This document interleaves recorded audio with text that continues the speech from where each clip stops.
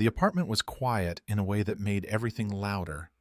The tick of the clock, the wind brushing against the window pane, the sound of water moving through old pipes inside the walls. Laura had grown used to it, not because she liked the quiet, but because she no longer knew how to fill it. It had been almost a year since the divorce. A clean break, at least on paper. Irreconcilable, mutual, civil. But there was nothing mutual about being forgotten so quickly. He'd moved on like she was a temporary address.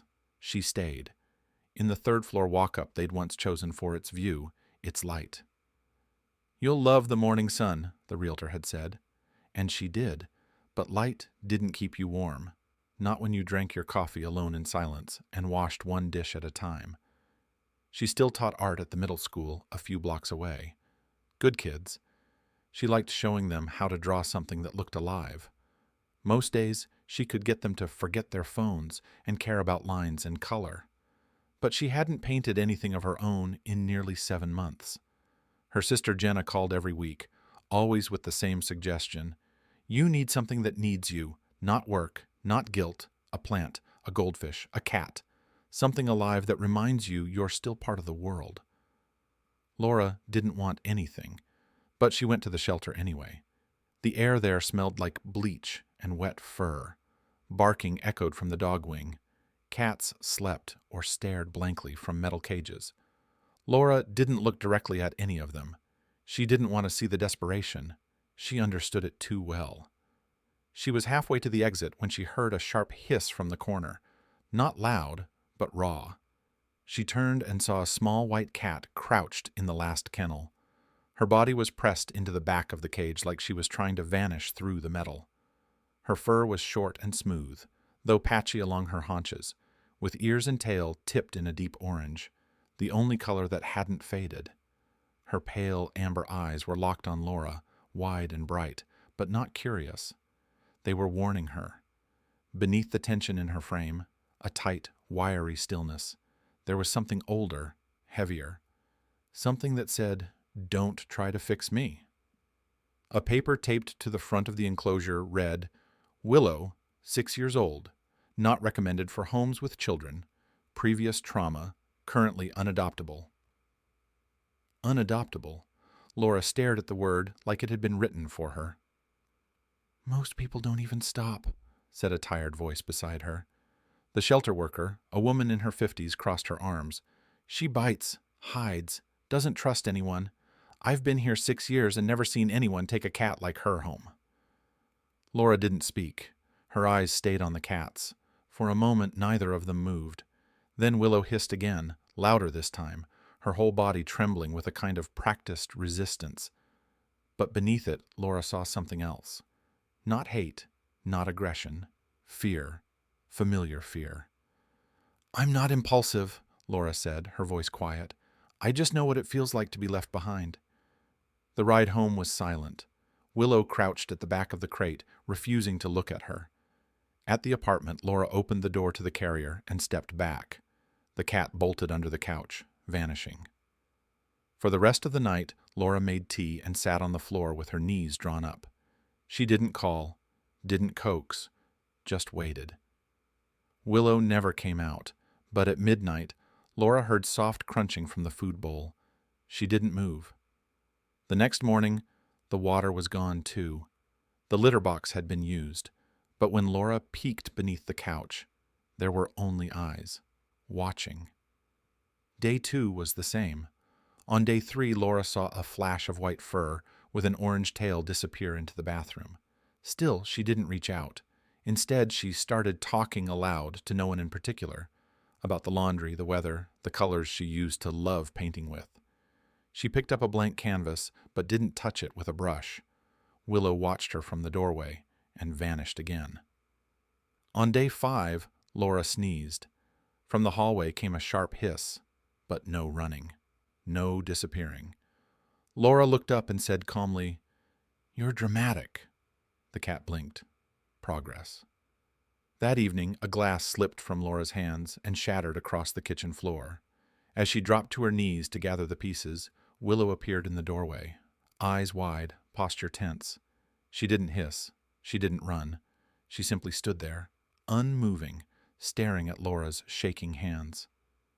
"You okay?" Laura asked, laughing softly, absurdly, like it wasn't strange to speak to a cat. Willow didn't respond, but she didn't leave either. That night, the storm came. The power flickered and went out. Rain hit the windows like coins. Thunder echoed off the walls. Laura curled on the edge of the bed, arms wrapped around her knees. Her breath was shallow, chest tight. It wasn't just the storm. It was memory. It was everything the dark made louder. "I hate storms," she whispered into the dark. She didn't expect anything. But then, soft steps, light enough to question, real enough to feel. Willow padded in. She didn't leap onto the bed, didn't curl against her side, but she lay down on the floor, just at the edge, facing the door, her tail curled tightly against her body, ears still alert, like a guard, like someone who had seen danger and stayed anyway. Laura didn't speak. She just listened, to the storm, to her heartbeat, to the silence finally making room for something else. And for the first time in months, she fell asleep without reaching for the light. Over the next several weeks, Laura and Willow shared the same space without ever truly meeting. The cat remained a ghost, slipping between shadows and doorways, always watching, never touching. But there was something deliberate in her presence now. She chose to be near Laura, even if only from a distance. And Laura, without thinking much about it, began to leave pieces of herself visible. An open journal, a sweater on the chair, music playing softly from an old speaker, as if offering Willow quiet invitations. She painted again, not for school, not for anyone, just for herself. One Saturday afternoon she stood barefoot in her living room, brush in hand, painting not what she saw, but what she remembered. Fog, movement, weight, and something that looked like hope. Willow appeared in the corner, silent as breath, and sat watching the brush move across the canvas. She didn't hide, she didn't hiss. She stayed. When Laura noticed, she didn't react, just kept painting. And Willow didn't leave. That became a rhythm. Willow would appear when the brush moved, never closer than a few feet, but always in the room. When Laura rinsed her brush, the cat's ears twitched. When she stepped back to look at a line, Willow's tail flicked once. It wasn't conversation. It was cohabitation. And it was enough.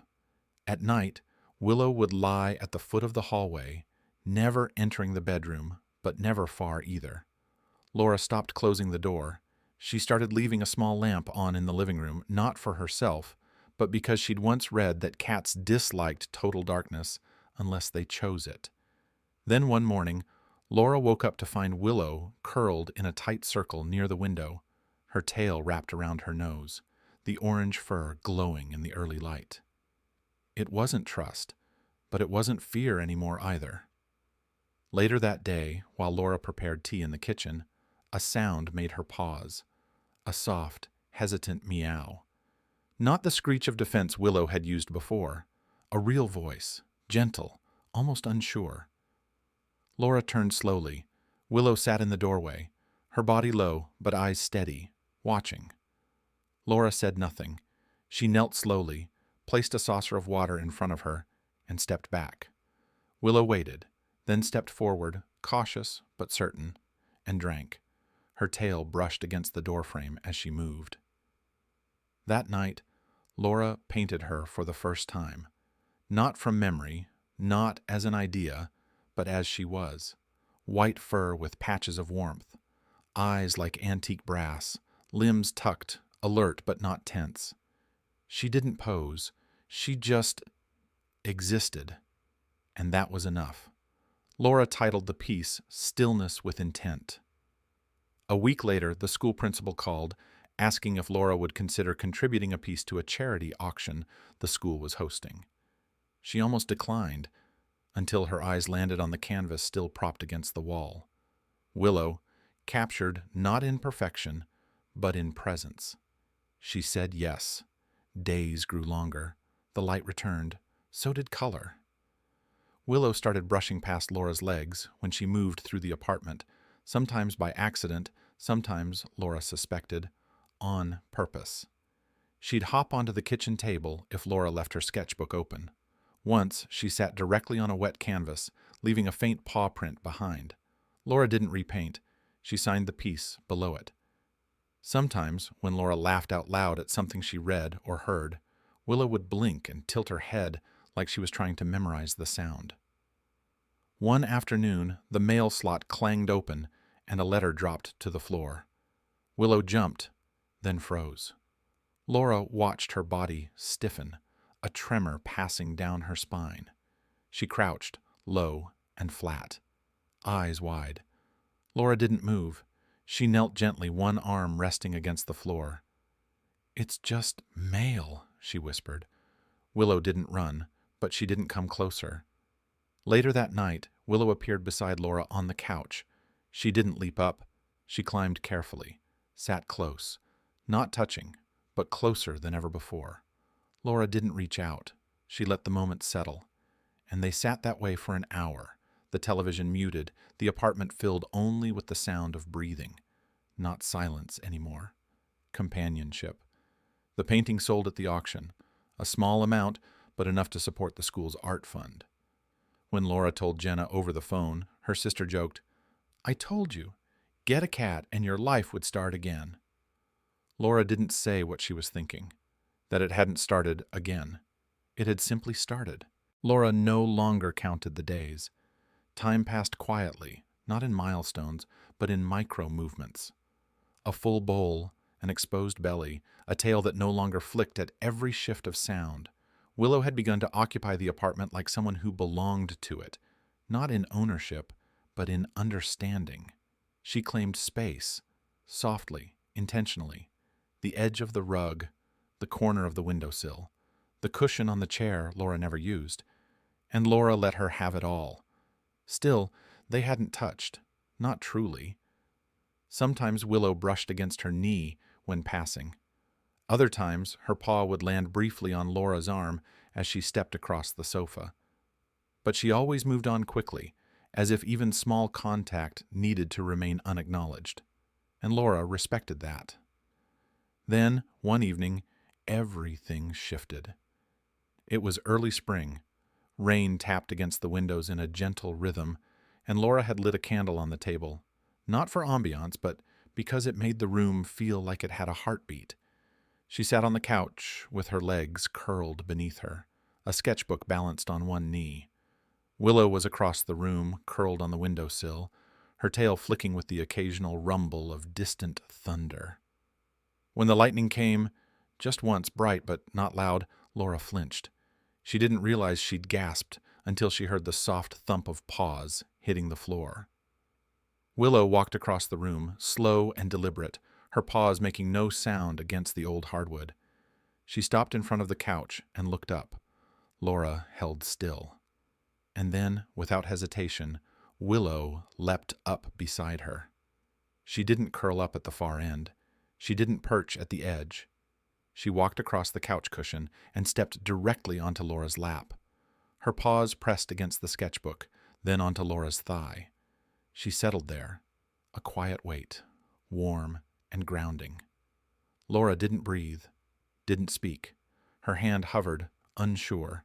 Then, slowly, she let her fingers rest gently on Willow's back. The fur was soft, cleaner now, smoother than before. She stroked once and Willow didn't move. A second time, a pause, a third. Willow let out a breath through her nose and closed her eyes. It was the first time either of them had reached, and neither had pulled away. They sat like that for almost half an hour. Laura didn't sketch, didn't shift.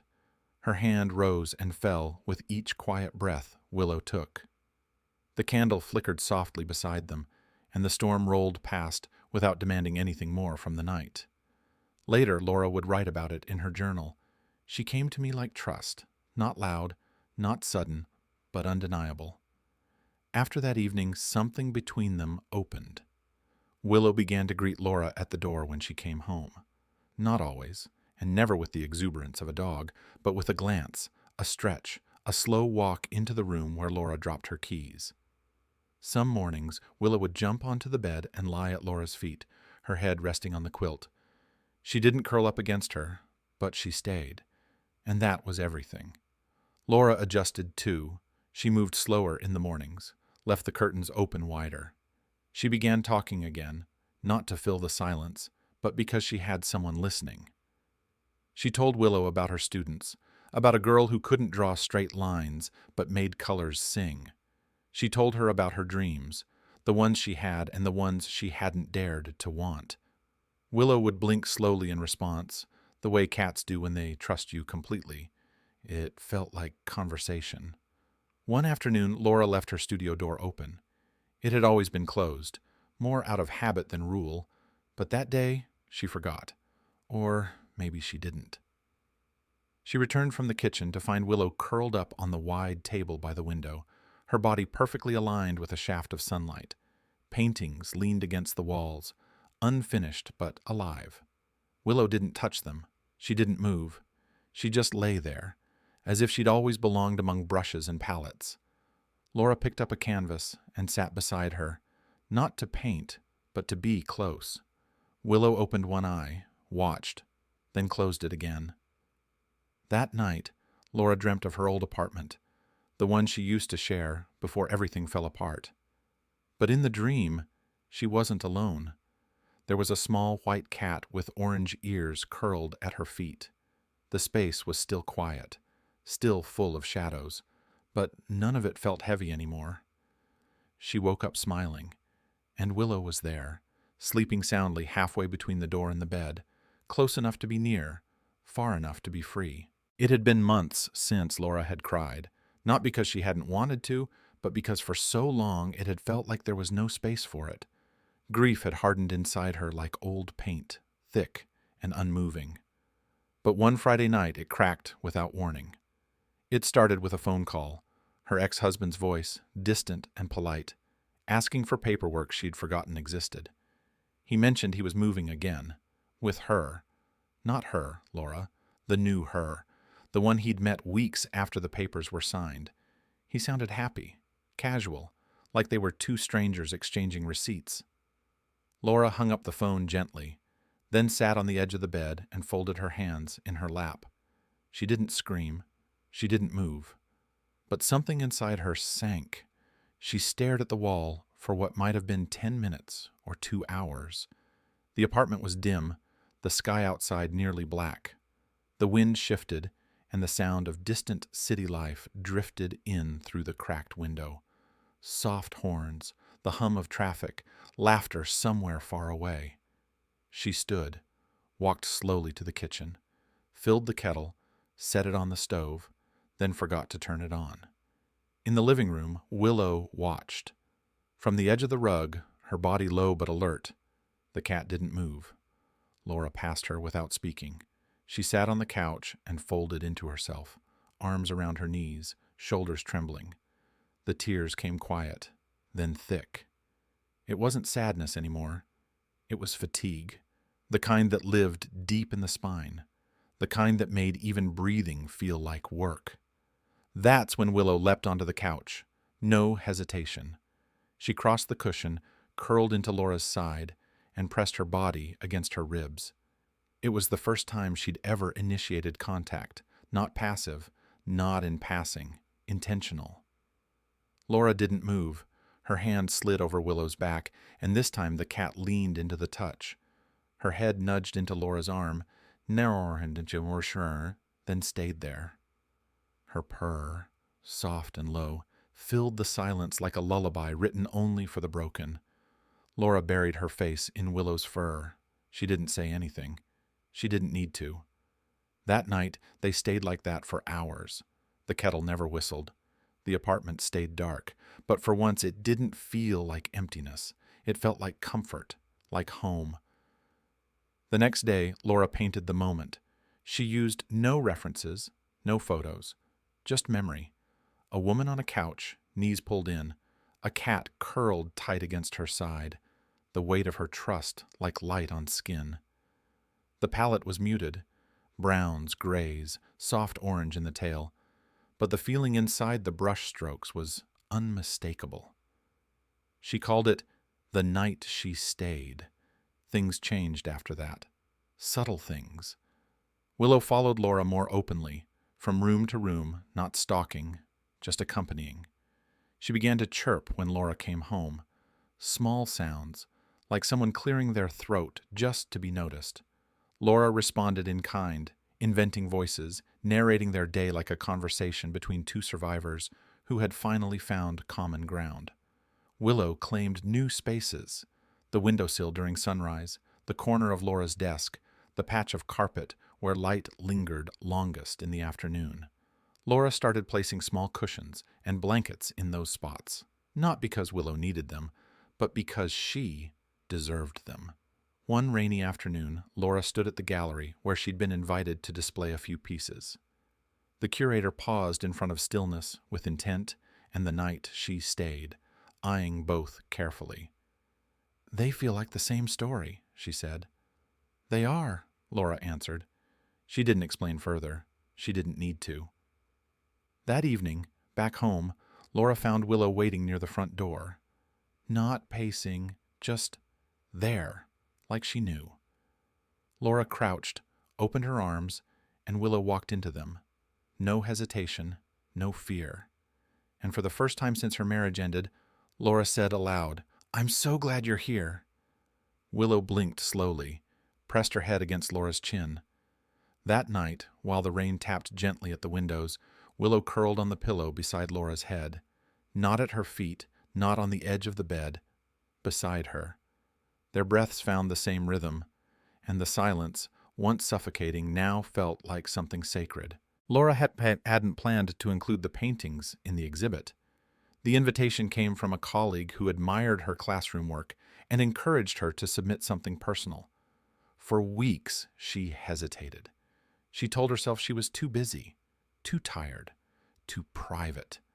But the truth was, those paintings weren't just art. They were memory. They were survival.